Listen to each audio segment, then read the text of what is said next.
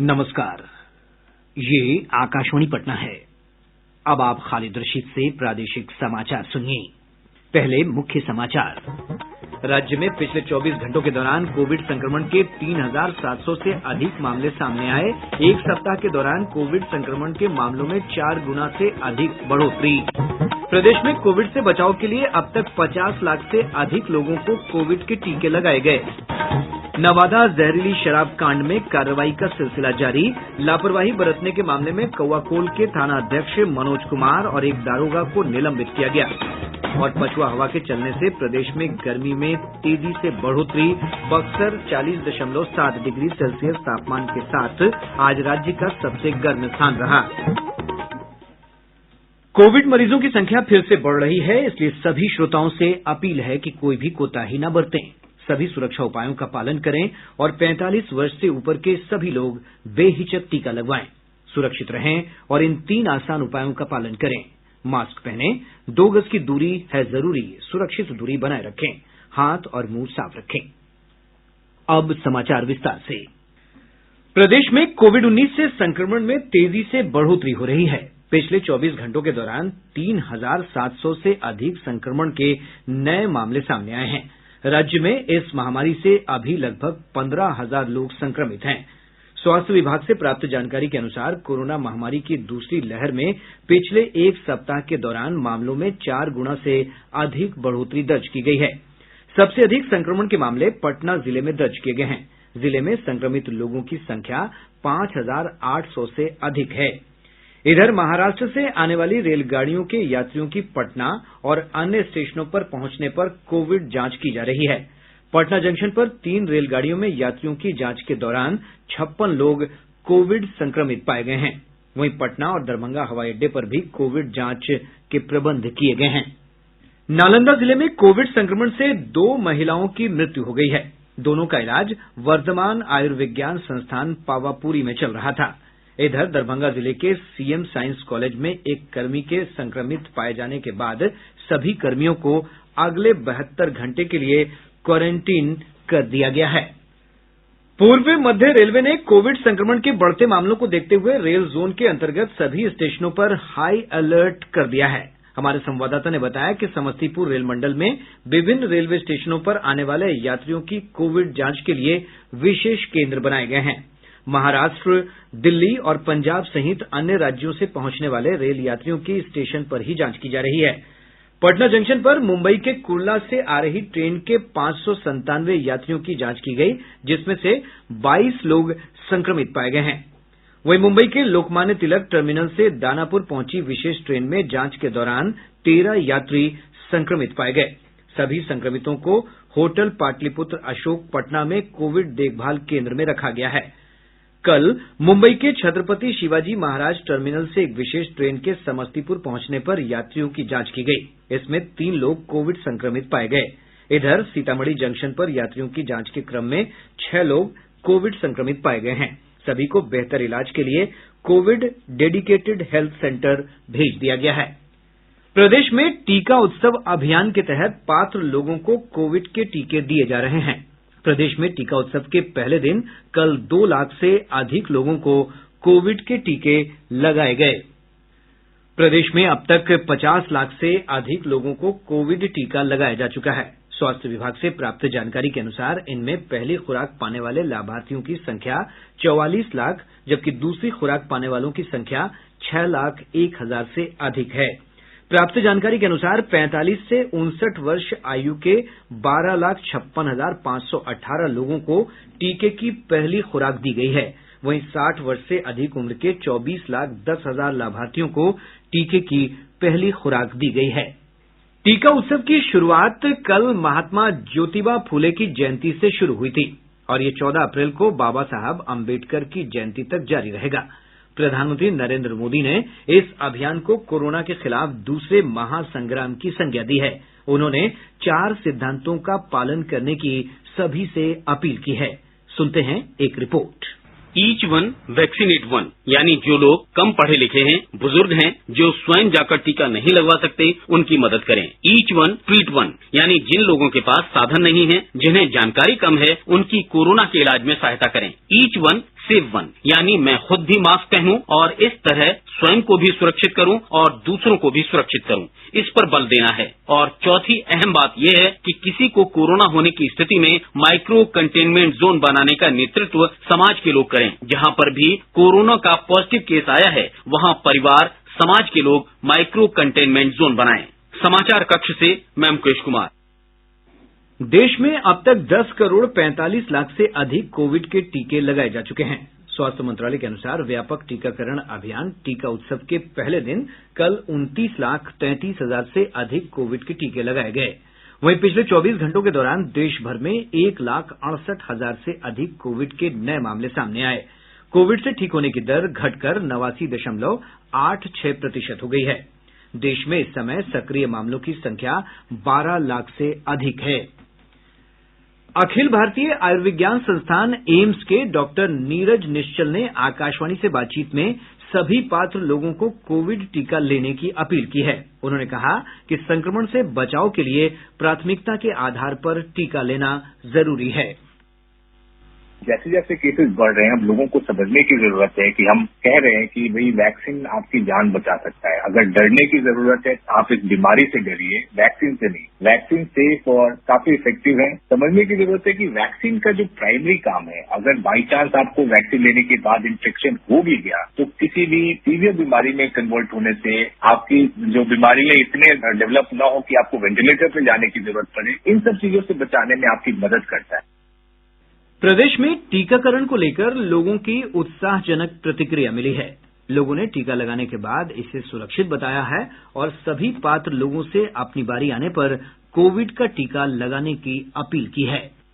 बबन कुमार झा, सदस्य प्रबंध समिति, रेड क्रॉस कटिहार। देखिए, हमने टीका लिया है और ना ही मुझे फीवर आया, ना ही शरीर में किसी तरह का पेन हुआ। खामखा लोग बरगलाने का काम करते हैं और अगर हल्का बुखार भी आ जाता है तो उसमें कोई चिंता की बात नहीं है। हमें आगे बढ़ के टीका लेना चाहिए। अभी 45 वर्ष से अधिक उम्र वालों को टीका पड़ रहा है और अभी प्रधानमंत्री के आह्वान पर लगातार 12 तारीख से 14 तारीख तक टीकोत्सव के रूप में इसको हम लोग मना रहे हैं। मेरा नाम प्रदीप कुमार जायसवाल है। मैं LDM office Punjab national bank में वित्तीय साक्षरता सलाहकार हूँ। मैं आज कोविड-19 का टीका ले लिया हूँ और सभी बक्सर नागरिक से अपील है कि वे सभी लोग आकर टीका ले लें। मैं पूनम सिन्हा मुजफ्फरपुर जिला की रहने वाली हूँ, पंखा टोली मेरे मोहल्ले का नाम है। मैं न्याय मित्र के रूप में काम करती हूँ और मैंने आज यहाँ पहला डोज कोविड-19 का टीका लिया है और आप लोगों से भी अनुरोध है कि आप लोग भी समय पे आकर के इस टीकाकरण में भाग लें। प्रादेशिक समाचार आप आकाशवाणी पटना से सुन रहे हैं। केंद्र सरकार ने कहा है कि कोविड का टीका लगाने के लिए व्हाट्सएप के माध्यम से पंजीकरण नहीं किया जा रहा है। पत्र सूचना कार्यालय पीआईबी ने अपने फैक्ट चेक में इस दावे को फर्जी बताया है। सरकार ने सोशल मीडिया पर आई उन खबरों को खारिज करते हुए कहा है कि कोविड से बचाव के लिए टीका लगाने के लिए केवल कोविन पोर्टल और आरोग्य सेतु ऐप के माध्यम से ही पंजीकरण कराए जा सकते हैं। प्रदेश के साथ साथ देश भर में कहीं से भी पवित्र माह रमजान का चांद देखे जाने की सूचना अब तक नहीं मिली है। काजी शरीयत, मरकजी दारुल कज़ा, इमारत शरिया बिहार, ओडिशा, झारखंड, मौलाना मोहम्मद अंजार आलम कासमी और खानकाह मुजीबिया फुलवारी शरीफ के मौलाना सैयद शाह मोहम्मद मिनहाजुद्दीन मुजीबी कादरी ने कहा है कि अभी तक कहीं से चांद देखे जाने की सूचना नहीं है। इमारत अहले हदीस, शिया रुयते हिलाल कमेटी समेत विभिन्न इस्लामिक संगठनों ने भी कहीं से चांद देखे जाने की पुष्टि नहीं की है। इस सिलसिले में आकाशवाणी पटना से रात 10 बजे अगली सूचना प्रसारित की जाएगी। मुख्यमंत्री नीतीश कुमार ने भूमि संबंधी विवादों को सुलझाने के लिए नए अधिकारियों को भूमि सर्वेक्षण कार्य को प्राथमिकता के आधार पर पूरा करने के निर्देश दिए हैं। मुख्यमंत्री ने आज पटना में बिहार विकास मिशन के शासी निकाय की बैठक में विभिन्न विभागों के कार्यों की समीक्षा के दौरान ये निर्देश दिए। श्री कुमार ने महिला दुग्ध उत्पादन सहकारी समितियों की संख्या बढ़ाने के लिए भी तेजी से कार्य करने को कहा है। उन्होंने दुग्ध उत्पादन को बढ़ाने के लिए जलवायु परिवर्तन के विपरीत प्रभावों को सहने वाली गाय की नस्लों को बढ़ावा देने के लिए कहा। बैठक में उप मुख्यमंत्री तारकिशोर प्रसाद और रेणु देवी के अलावा कई विभागों के मंत्री और अधिकारी उपस्थित थे। नवादा में जहरीली शराब पीने से लगभग 15 लोगों की मौत के मामले में आज कौआकोल के थानाध्यक्ष मनोज कुमार और एक अवर निरीक्षक को निलंबित कर दिया गया है।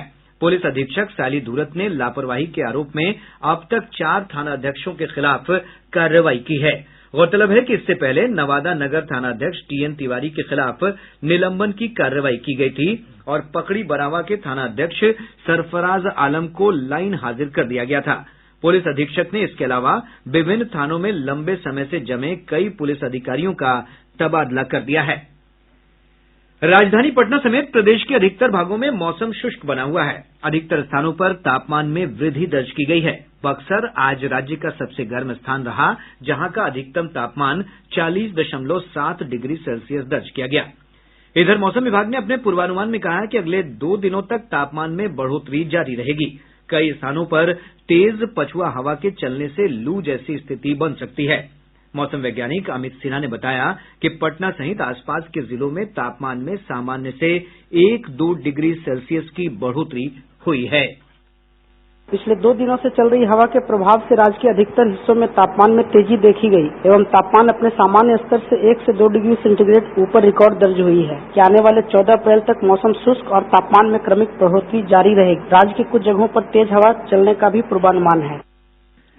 राज्य में अन्य स्थानों पर अगले 2 दिनों में मौसम में बड़ा बदलाव नहीं होगा। 15 अप्रैल से राज्य के पूर्वी और पश्चिमी हिस्से में कुछ स्थानों पर गरज के साथ बारिश होने की संभावना है।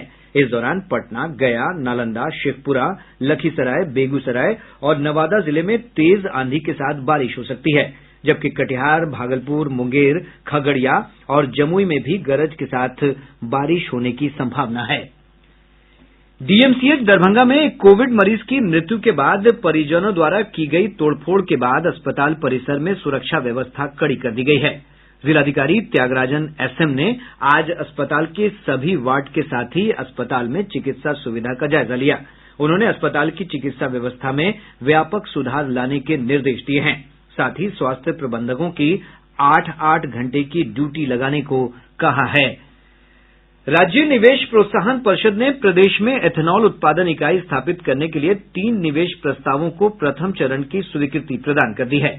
एसआईपीबी की सहमति के बाद राज्य के मधुबनी, गोपालगंज और मोतिहारी में 650 करोड़ के निवेश से एथेनॉल उत्पादन इकाई लगाने का मार्ग खुल गया है। प्रथम चरण के क्लियरेंस के बाद अब ये इकाइयां श्रम, प्रदूषण नियंत्रण परिषद, अग्निशमन विभाग से अनापत्ति प्रमाण पत्र और लाइसेंस के लिए आवेदन कर सकेंगी। साथ ही बैंक से ऋण के लिए भी आवेदन किया जा सकेगा। बेगूसराय जिले के बलिया थाना क्षेत्र अंतर्गत मीर अलीपुर गांव में अगलगी की घटना में 10 से अधिक घर जल गए। इस हादसे में लाखों की संपत्ति का नुकसान हुआ है। और अब अंत में मुख्य समाचार एक बार फिर। राज्य में पिछले 24 घंटों के दौरान कोविड संक्रमण के 3,700 से अधिक मामले सामने आए। एक सप्ताह के दौरान कोविड संक्रमण के मामलों में 4 गुना से अधिक बढ़ोतरी। प्रदेश में कोविड से बचाव के लिए अब तक 50 लाख से अधिक लोगों को कोविड के टीके लगाए गए। नवादा जहरीली शराब कांड में कार्रवाई का सिलसिला जारी। लापरवाही बरतने के मामले में कौआकोल के थानाध्यक्ष मनोज कुमार और एक दारोगा को निलंबित किया गया। और पछुआ हवा के चलने से प्रदेश में गर्मी में तेजी से बढ़ोतरी। बक्सर 40.7 डिग्री सेल्सियस तापमान के साथ आज राज्य का सबसे गर्म स्थान रहा।